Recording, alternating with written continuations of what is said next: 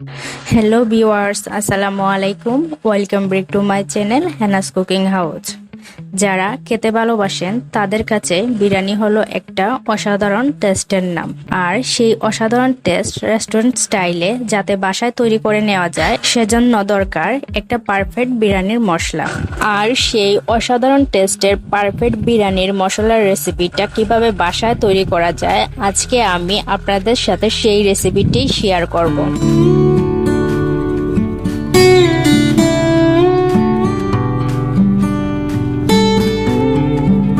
প্রথমে দারচিনি দিয়ে দিচ্ছি 1.5 ইঞ্চি সাইজের 4টি টুকরো। জয়ত্রী দিয়ে দিলাম 2টি ফুলের পাপড়ি। জয়ত্রীর ফ্লেভারটা খুবই স্ট্রং হয়, তাই কিন্তু বেশি দেওয়া যাবে না। 4টি বড় এলাচ, এটাকে আবার কালো এলাচ বা শাহী এলাচও বলা হয়। নর্মাল যে জিরাটা, যেটা আমরা সব সময় তরকারির মধ্যে দিয়ে খাই, সেই জিরাটা নিয়ে নিলাম 1.5 টেবিল চামচ। সাথে শাহী জিরাটা নিয়ে নিলাম 1 টেবিল চামচ। ছোট এলাচ, যেটা আমাদের সবারই রান্নাঘরে থাকে, সেই এলাচ দিয়ে দেব 1 টেবিল চামচ। এখানে 20 থেকে 22টির মতো আছে। লং নিয়ে নিচ্ছি 1 চা চামচ, এখানে 15টির মতো হবে। আর রাঁধুনি নিয়ে নিচ্ছি 1.5 টেবিল চামচ। রাঁধুনি মশলাটা আঙ্গুলের সাহায্যে একটু মলে নাকের কাছে নিলে সুন্দর একটা ফ্লেভার পাওয়া যায়। আর এই রাঁধুনি মশলা ছাড়া গরু মাংসের কালাবোনা ভাবাই যায় না। আপনারা এই রাঁধুনি মশলাটা যে কোনো মশলার দোকানে খুব সহজেই পেয়ে যাবেন। নিয়ে নিয়েছি 1.5 টেবিল চামচ পোস্তদানা, ছোট্ট একটা জয়ফল নিয়ে নিয়েছি। আর এই জয়ফলটা বাংলে সুপারির মতো দেখা যায়, তবে এর ফ্লেভারটা খুবই স্ট্রং। কাবাব চিনি, এটা হলো কাবাবের মশলা।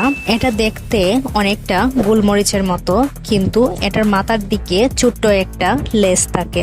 আর এই কাবাব চিনি মশলাটা নিয়ে নেব 1.5 চা চামচ।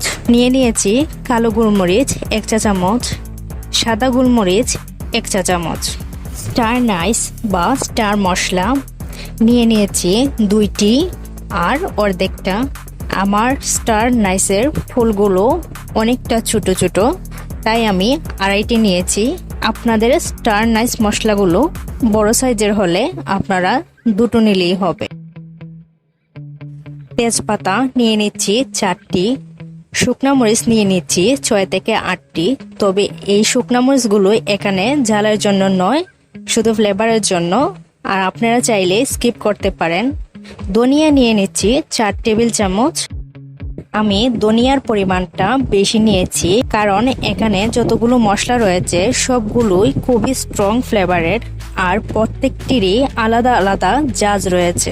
আর এগুলো ব্যালেন্স করার জন্যই এই ধনিয়ার পরিমাণটা বেশি করে নেওয়া হয়েছে। এবার আমি এই মশলাগুলোকে হালকা ভেজে নেব। তবে ভাজতেই যে হবে এমন না, রোদে শুকিয়ে নিলেও হবে। আর ভাজার সময় হালকা করে ভেজে নিতে হবে, শুধু মশলার মধ্যে যে জলীয় ভাবটা থাকে সেটা দূর করার জন্য। কিন্তু বেশি ভাজা যাবে না। মশলাগুলো ভাজার সময় জয়ফলটা অবশ্যই টুকরো করে দিতে হবে, আর উপরের কুলসটাও ফেলে দিতে হবে।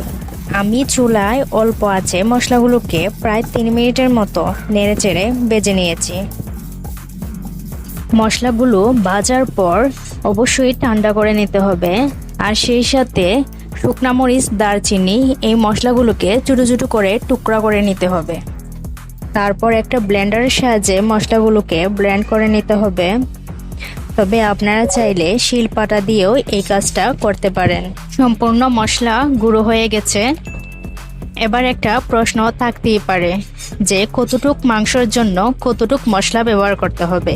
তাহলে আমি বলবো, যদি মুরগির মাংস হয় তাহলে 1 কেজি মাংসের জন্য 1 টেবিল চামচ মশলাই যথেষ্ট।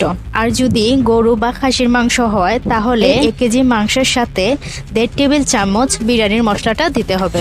ভিডিওটি ভালো লাগলে চ্যানেলটিকে অবশ্যই সাবস্ক্রাইব করবেন এবং নোটিফিকেশন পাওয়ার জন্য পাশে থাকা বেল আইকনটি ক্লিক করে দিবেন।